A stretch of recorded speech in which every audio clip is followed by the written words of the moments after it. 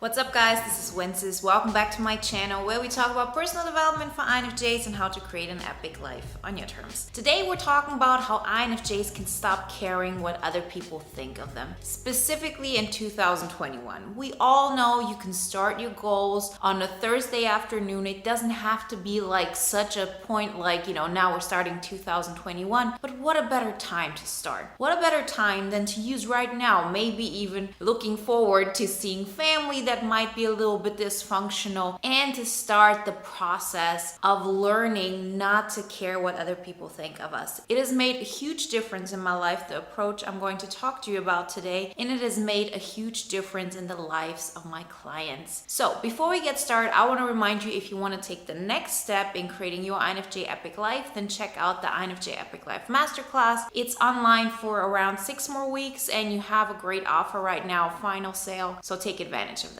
We know in general we shouldn't care what other people think of us. This is something that we hear over and over again. It's on bumper stickers, we see it on quotes, but it is something that INFJs in particular struggle with very much because it's so deeply engraved. It has a lot to do with the way we've been brought up. It has a lot to do with our cognitive functions, with the fact that so many of us do have codependent tendencies, and everything happens so automatically that we're not even aware of it. This underlying feeling of wanting other people to understand us, to like us, to see where we're coming from. It's not like it's on top of mind, because if you ask most INFJs, they will tell you, yeah, I don't really care what other people think of me. I know there's part of me that says, now it's time, I'm gonna take my journey, other people can think whatever they want, I know I'm different, that's okay. But in reality, things do hurt us, or we keep ourselves small because voicing our opinion would mean other people would see a part of us that they could judge. It means that if we would go out and people would actually see maybe our heart part, that cold inner part in us where I talked about in the video, being ice cold as INFJs. These are the aspects that so many of us are afraid of. And looking back at the time when I hadn't started this journey, it really held me back. It was so subliminal, It was, do I want these people to like me? Yes, I want them to hang out with me. I want them to understand me. I want them to recognize what I get to offer. It's so many things, and these things are holding you back because there are a filter to your life. Imagine you wouldn't have that. Imagine you would be oblivious to what X, Y, and Z thinks of you. Imagine being completely focused on your own thoughts about yourself and then even narrating your life from a very positive viewpoint. A lot of things change because then for the first time, you don't look out to how am I going to adapt myself in order for that group to like me? You're rather thinking, what can I do to impress myself? What can I do so I think, yes, that was an amazing day. I'm so proud of myself. That was so cool. My life is so exciting. If all the other things fall off, this is what stays. Because we're all addicted to having some kind of emotional response in our mind, right? We always want to feel alive. We want to feel a kick, whatever it is. And if you don't have that external base that is having an effect on you, you're automatically going to go inwards and look for the things that are going to impress you, that are going to make you like yourself more. And they're really based on things that you honestly are, because the other thing doesn't even exist. So once I made that shift, and I'll tell you exactly how that whole thing happened, I honestly stopped hanging around so many people that nowadays, looking back, were completely misplaced in my life. They weren't helping me to move forward. They were actually making me look in directions that weren't on my path. The things I do now, the things that really make my life better, that make me feel more fulfilled, and that actually make me have more and more energy, which then in return helps me to create even more. All of that is happening because I'm focused on what makes me happy. So you might ask, okay, but this is just theory, right? You can't really not care what other people think. Well, I know what you're saying here, right? It's still difficult for me when it comes to, let's say, what my mom thinks. It's not even just like what other people think about me. It also has an effect on, their mood. If somebody is around you and they get upset over something and you choose to be upset for them, you choose to pity pity them. You choose to have compassion, but to a point where, it's not helping anybody, right? I mean, like all of those things, they all have an effect on you. And of course, the people around you will have the biggest impact on that. But that being said, till this day, this is one of my main tasks. And I catch myself, even nowadays, when I have somebody in my closest surrounding have a negative episode, right? Where stuff is not going their way. And I hear that and I see how it affects me. I see how I get mad for them being mad or whatever the story is. And I catch myself and understand, Wenzes,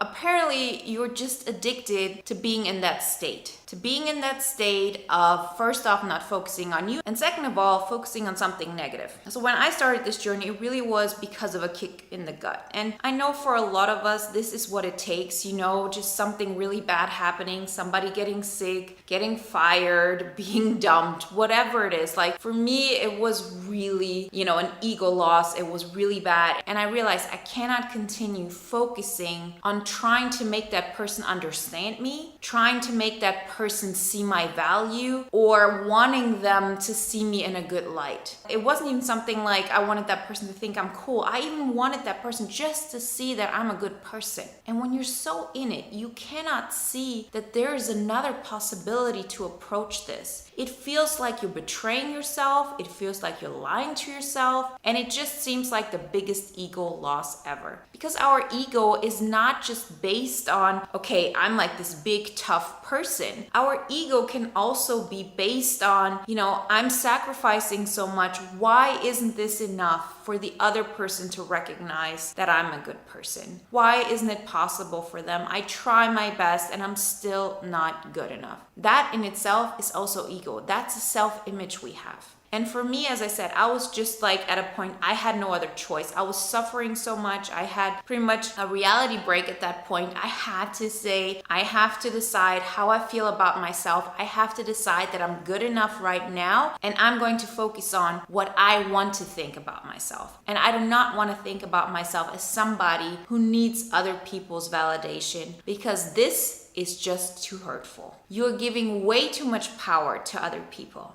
But the alternative is hard. It's hard in the beginning because the thing that happens if you would, be able to do it all at once is that you pretty much say, I'm okay with you thinking that I'm a bad person, that I'm uncool, that I'm a loser, whatever it is. That has to happen first before you're able to get to a point where you start focusing on yourself. Because otherwise, it's an old trauma that we keep on reliving. So no matter what you've experienced in your life, particularly as INFJs, this happens quite often, that you had people in your life that just condition you to care what they think about you, that you are part of their image of you. Because if that doesn't happen, they are going to abandon you. They're not going to accept you. It's going to hit their ego. And so it has a ripple effect. And then you take that on. And it's not just about that one person. It's about the world. And that's how it was for me. So when you're in a position like this, you cannot just say to yourself, okay, so I'm just not going to care. I'm just going to focus on what I want to think.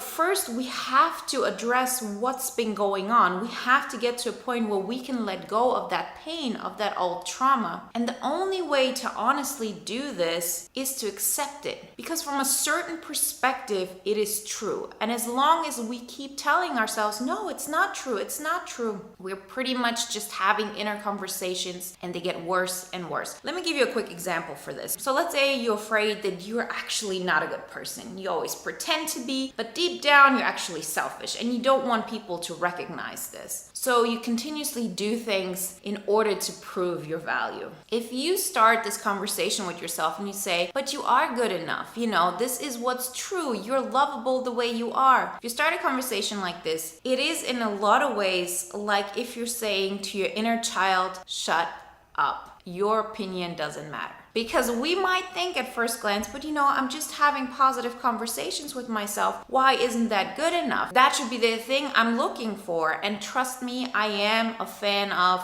going through this process of I am good enough. I know my worth, I deserve better, and all of this. But in order to get there, very often we forget this deeper part of it. So what is that deeper part? That part is that there is a version of you, let's say the 5-year-old you, who has been made to believe that she or he isn't good enough the way they are. They have to neglect their own feelings, their own desires, their own preferences in order to make, let's say, an adult feel good. The way they want to see the world, because you might be an extension of what they want in the world, whatever it is, right? So by you saying, I am enough, at that point, you're also saying to that little girl or that little boy inside of you, I know that you feel not good enough, but that doesn't matter. That doesn't exist. What we have to do, though, is to recognize that a part of us honestly feels this, and to get back to that, to understand that from a certain perspective, we aren't good enough. That from a certain perspective, which is the perspective of that 5-year-old child, the way we are isn't good enough. Because that little child wasn't able to make that mind shift. At that moment, we're not able to recognize what is really going on. So we have to understand that, yes, from that particular perspective, we aren't like good people. From that particular perspective, maybe we aren't cool enough. Whatever it is, you will continuously try to prove something to the outside world until you recognize that this is part of you. That from a certain perspective, I'm not cool enough. From a certain perspective, I'm not good enough. From a certain perspective, I'm too selfish. And that thing brings a lot of pain. But the good thing is, that pain you've been carrying with yourself all your life. And all you try to do is to kind of work through it, or convince yourself that it didn't happen, or that, it's all good. But it did happen. The pain was caused on that child. But back then, we weren't able to work through it. Now we're adults and now we can. So if you're able and willing to look at that pain head on and to recognize, yes, if I think of that person, I will never be able to convince them that, whatever it is, I'm smart enough, I'm good enough, I'm not lazy, whatever the story might be. And when you get to that point and you confront yourself with that pain, that you won't be able to convince them, because trust me, you will subconsciously choose people who continuously mirror back to you that you aren't good enough. You choose those people, because if you're at a point where you honestly believe that you're good enough, you're not going to hang out with them. You're not going to care about their opinion. It's just not part of the story. So getting to a point where you are, okay, I'm confronting myself with this pain. I will not be able to run away from this. I lose from that perspective. I lose. It's an ego loss. It's hard, it's painful, and it's liberating like you can't ever imagine. Because after that, there is no fear anymore. You accept yourself with this part of you. We are complex beings. We are not good from every angle. We're not selfless from every angle. We're not calm from every angle. And that's just the way it should be. So once you allow yourself to feel that pain, you get to grieve it. Remember, in order to heal something, we have to feel it. And once you're able to feel that pain and not run away, you heal it. And then you just don't care anymore. You don't care if that person thinks you're a bad person, if that person thinks you're lazy. Yeah, probably from that perspective, I am lazy. So what? This is where we want to get to. Because once you get to this point, it's that much easier to start focusing on who you want to be. Not because whatever you do will convince others that you are a certain type of way, but because you know that through the actions you take, through the approach for life that you are having, you are liking yourself more and more. And the more you like who you are and what you do, the less you care. That's the truth. And if you start focusing on giving yourself value, not for the fact of what you have achieved from other people's perspective, but what you are doing for yourself in a way of, I'm setting those goals for myself and I'm proud of what I can accomplish. I'm going for success stories. I'm keeping the promises I make to myself.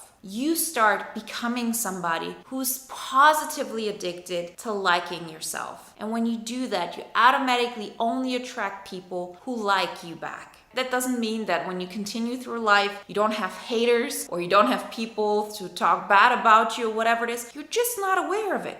You're completely oblivious to it. That doesn't mean that you're not open to constructive criticism because you've been in that situation. You know the difference of being able to look at something completely rationally and take it for the information it is giving you, or if you're having an emotional response the moment the person says something, or the moment the person doesn't say something back to you, or you don't get the reaction you want. We as INFJs suffer so often from this childhood trauma that we carry with ourselves based on our cognitive functions. That's just the truth. But the good thing about it is that because it can be so intense, it often gets us to the point of, now I'm going to confront my feelings because I don't want to take it anymore. It doesn't have to be a kick in the gut how it was for me. Because the moment I recognize I have to change, I also recognize I have a choice here. And once I recognized this, I was able to continuously do this. I do this several times a week. When I catch myself in some kind of situation where I do have an emotional response to somebody's reaction, I always take it a step back. I always look at it, okay, why am I reacting like this? What is this really about? What am I afraid of admitting to myself? And I confront it head on. And with every single time, I remove one more barrier, which allows me to focus more on what is going to improve my abundance, what's going to help me get to the next level of my INFJ epic life. And I'm less concerned with all of those things happening around me, which are a choice to think about. Like, just imagine this. You are choosing to care about what that person thinks of you because everything that happens is just in your mind. You're never experiencing things from that other person's point of view anyways, ever. It's always through your lens. It's always through your eyes. And you decide to want to look at it from that perspective. I know when you start this, it seems like it's impossible. It's like saying, okay, somebody really close to me died and I just don't care. Isn't that a choice too? Some people can do this, but it's not very recommendable because also here, you need to give yourself time to grieve. That's why I'm saying, don't just tell yourself, oh, I don't care what that person tells me. Accept that. Look at the pain, grieve it. Understand that this isn't about that person. This is probably about something that you've experienced a long time ago and that you've been carrying with yourself, and you have to allow yourself to grieve it, to feel it, so you can heal it. With that being said, choose that time now. Specifically, if you see any kind of family members that most of the time you can avoid that might bring something up in you, choose that as an opportunity to work on yourself in this aspect. So next year you can start fresh, you can start head on, and you're way more able to focus on what makes you happy about yourself. Remember, if you want to take it even a step further, then definitely get the INFJ Epic Life Masterclass. It's a DIY course that helps you to recognize what the next steps are in creating your INFJ Epic Life. And if you want to watch another video now that is in line with today's topic, then watch the video on jealousy and hateful comments, how to deal with that as an INFJ. Like always, guys, I wish you a wonderful day, a great week, and I'll talk to you next time. Bye.